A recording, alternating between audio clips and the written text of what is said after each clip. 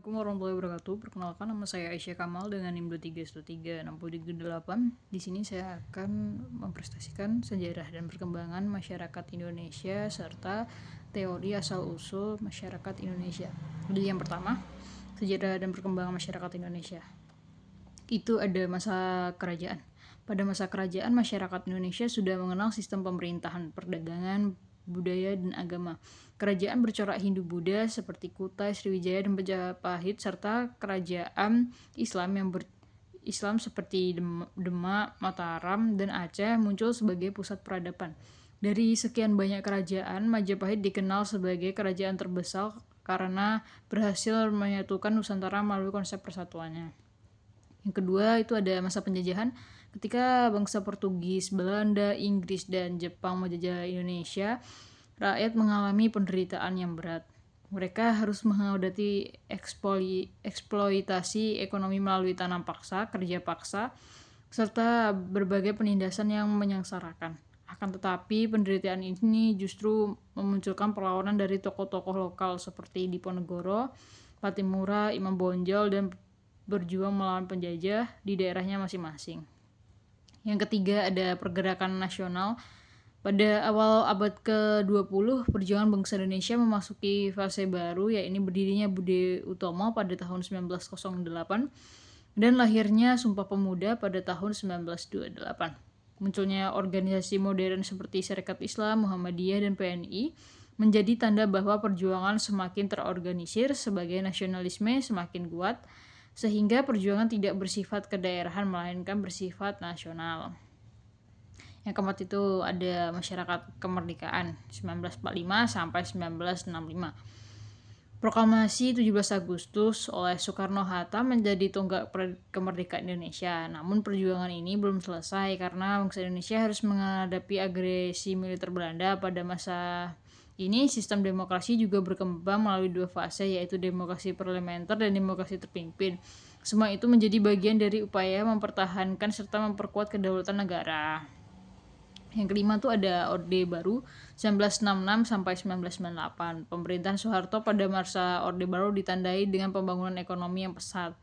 Namun keberhasilan itu disertai berbagai masalah seperti praktik korupsi, kolusi, dan nepotisme atau KKN.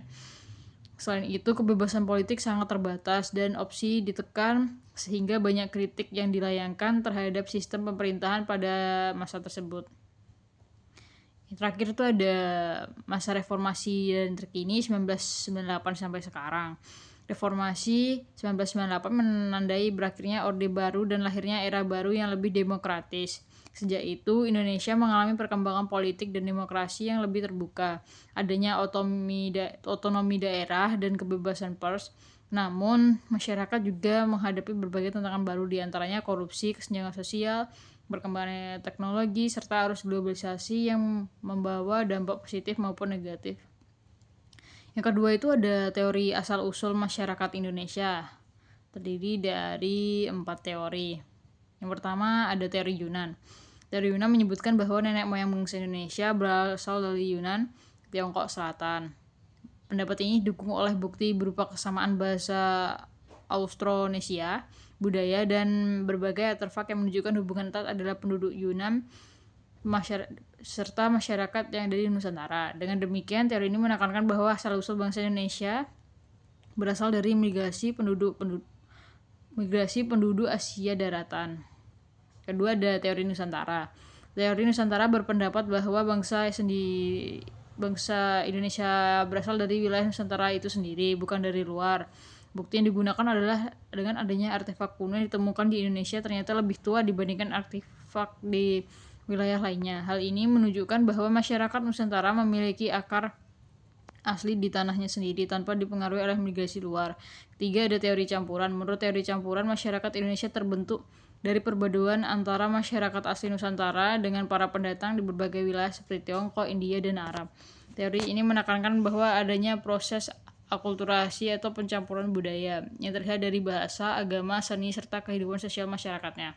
Oleh karena itu, bangsa Indonesia dianggap sebagai hasil dari integrasi dari berbagai unsur budaya.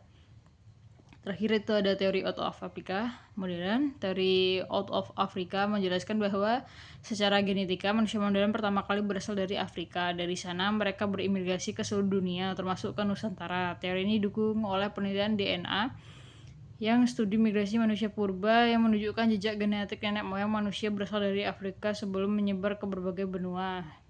Sekian dari saya. Assalamualaikum warahmatullahi wabarakatuh.